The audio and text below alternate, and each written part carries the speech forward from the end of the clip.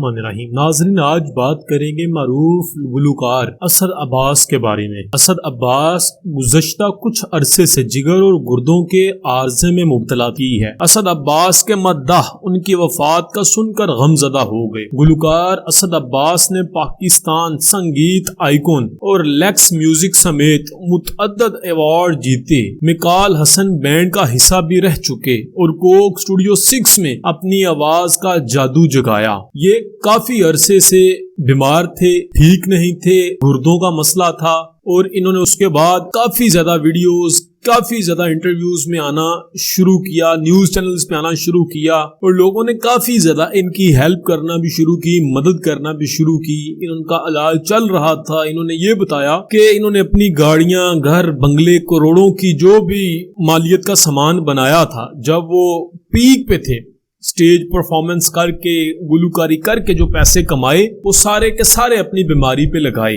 اور ختم ہو گئے۔ ابھی مزید کی ضرورت ہے۔ لوگوں نے ان کی ہیلپ کرنا شروع کی، مدد کرنا شروع کی، لیکن فائنلی اپنے خالقی حقیقی سے جا ملے۔ کافی عرصہ بیمار رہے۔ جس طرح سے ہمیں پتا ہے کہ جو شخص بیمار رہتا ہے کافی زیادہ اس کے گناہ ختم ہو جاتے ہیں۔ اللہ تعالیٰ ان کی آخرت کی منزلیں آسان کرے اور ان کی جو درجات ہیں وہ بلند کرے۔